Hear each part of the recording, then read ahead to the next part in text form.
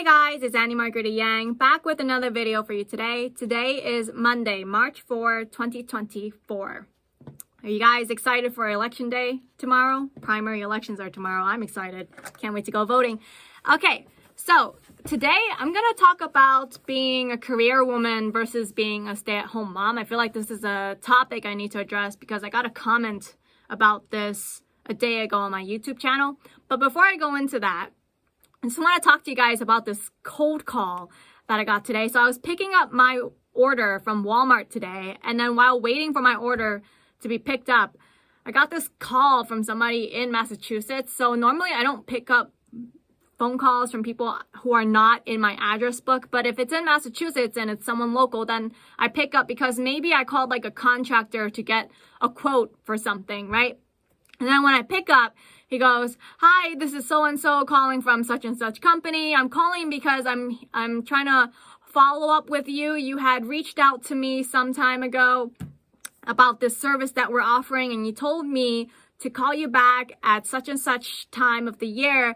And so I'm just reaching back out to you to follow up, blah, blah, blah, blah." And he was talking about how like they offer this security deposit management process that they do for property management companies.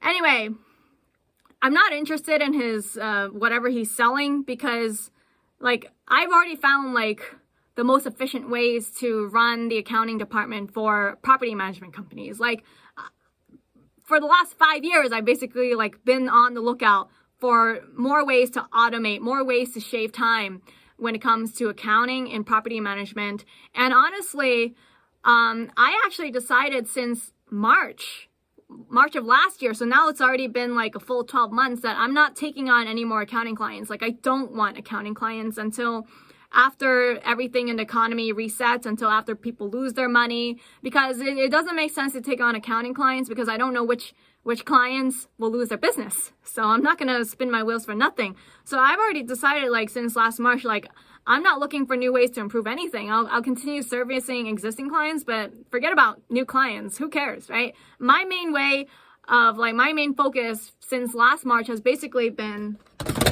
on this, the 5-day job search. So this guy in this sales call, he goes like, "Oh yeah, I had reached out to you like, sometime in September or October. And you told me that like you're so busy and because you're, going to wrap up with year-end stuff. So you told me to reach back out to you like after the new year about this." And I kind of like just pushed him. I was like, "Well, because you're telling me that I reached out to you. So when did I reach out to you?" Like, because I clearly do not remember ever going on Google or anything like searching for a security deposit refund solution. Like I clearly never went online to search. And then so he changes the story and goes like, "Oh, no. You weren't the one to initially reach out to me. I was the one to initially reach out to you. And when I got a hold of you, you told me to reach back out to you after the new year. So that's why I'm calling you." And then I was like, "Oh, when did you first reach out to me? Because I thought I clearly have a very good memory. So why don't I remember who you are?" And then he goes like, "Oh yeah, of course you wouldn't remember because it was really just a short, quick phone call that we had. It was like 30 seconds and you just told me that you're so busy. So you told me to like call you back after the new year."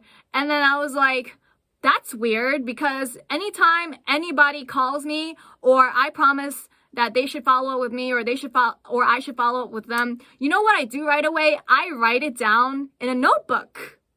I write it down in a notebook, or I send myself an email to remind myself, or I put it straight in my calendar to follow up with people. Like there's not a single email or text message or anything that slips through the cracks in my life. Like I am so organized, even though I have so many things going on in my life, not a single thing slips through the cracks because I make sure everything that I need to do, I write it down. So I was like, I don't remember writing this down. Like, when did you reach out to me? Like, I genuinely don't recall. And honestly, I think he was lying. Like, after I got off the call, I was like, wait a minute. I feel like the sucker, this like salesperson was basically like just trying to get like an in like get a way to keep me on the phone so that he could talk to me and sell me whatever service that they're trying to sell me.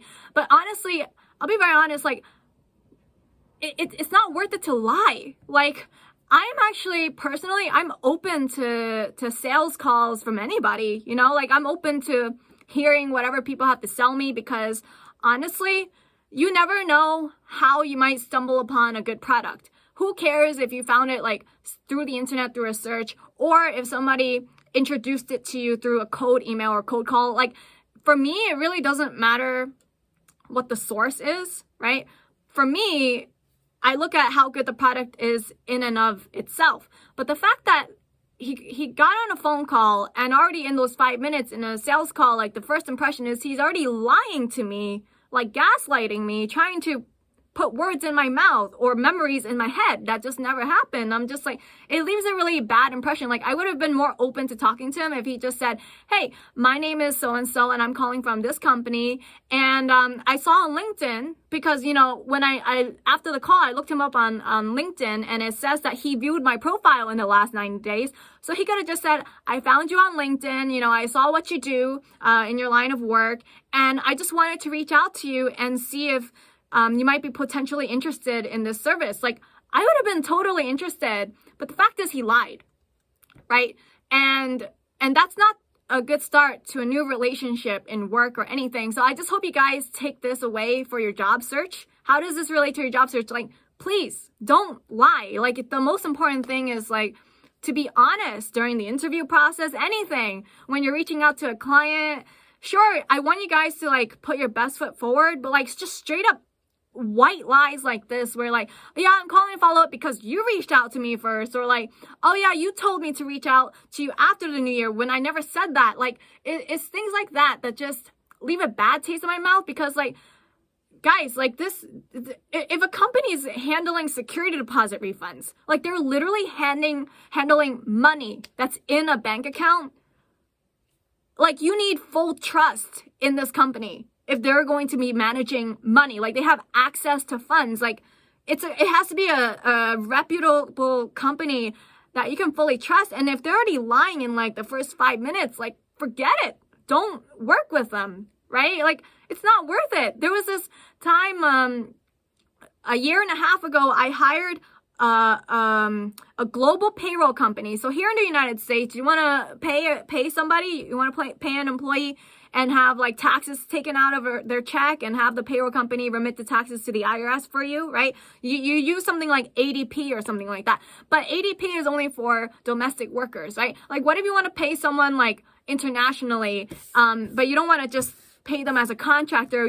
This is like an international employee. Like I did so much research. I finally found a company and I trusted them, right? And they told me everything. They sold me the moon basically, and they told me, we'll handle all of this, we will pay the taxes for you, everything, all you need to do is pay this monthly invoice.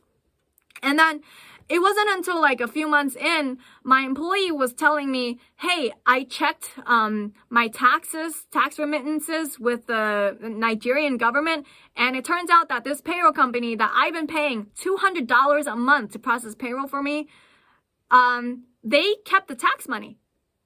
So like, let's say out of a given paycheck, $100 of it was withheld from the employee's paycheck and was supposed to be remitted to the Nigerian government because that's the employee's income tax.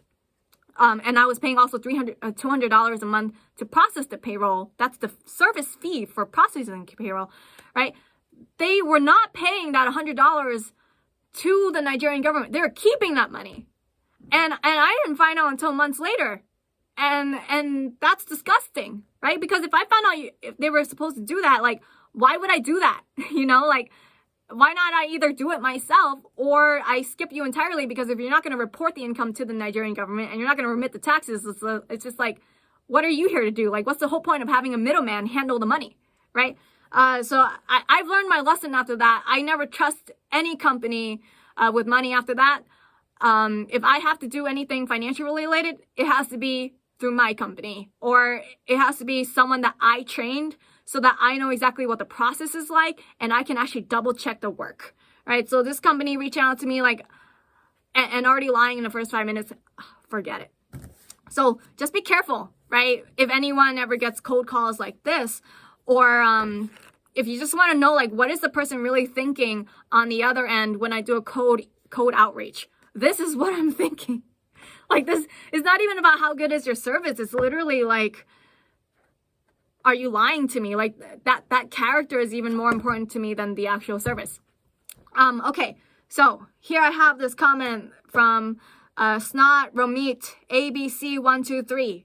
And this was on the YouTube video about being lost versus having no aim in your career in your 20s. And in this video last week, I was talking about how it's okay to be lost in your 20s.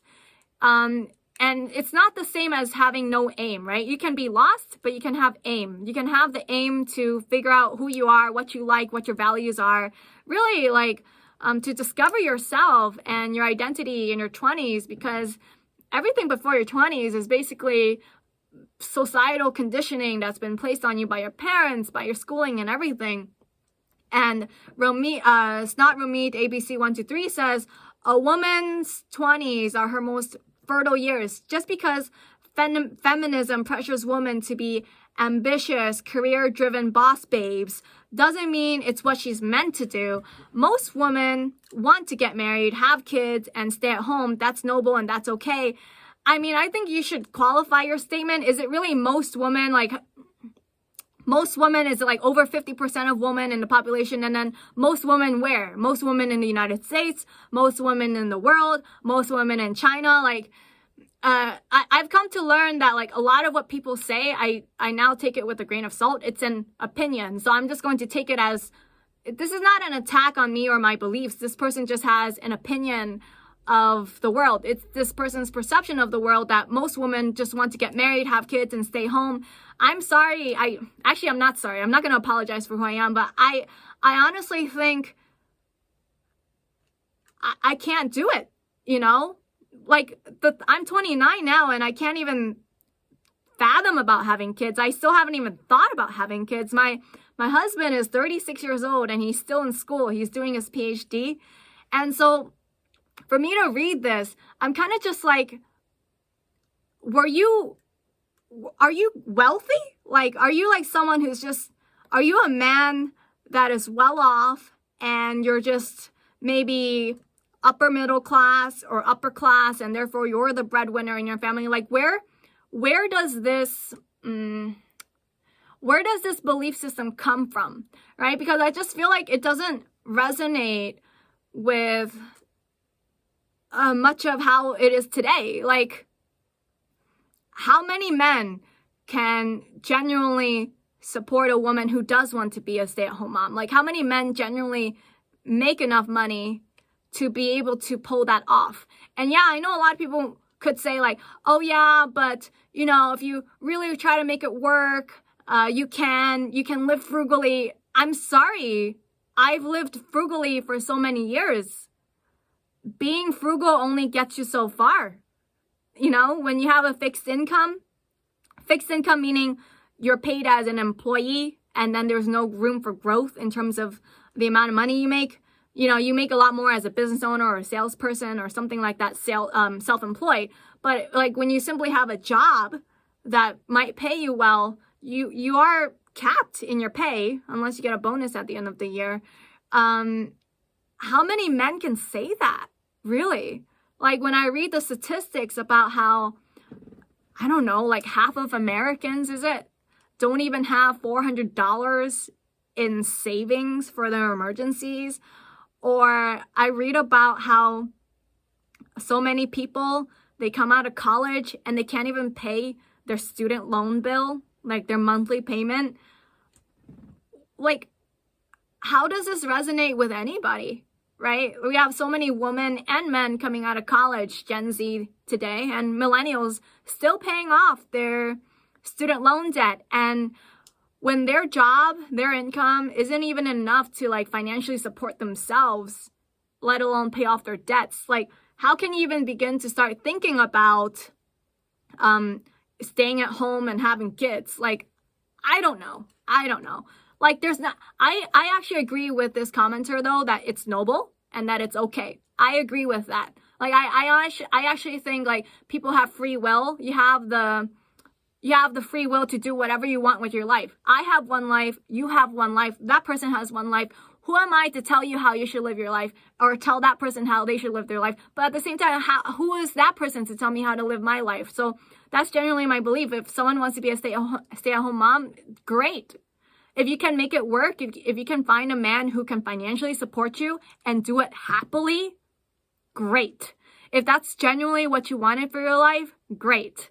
But like for me personally, I cannot fathom it. And then like try telling that to my parents. You know, they're immigrants from China. My dad and my mom came here to the United States with $400 in their pocket in the late 1980s. Try telling it to them, like, oh yeah, your mom should have been, you know, a stay-at-home mom or something like that. Like, that's not gonna cut it.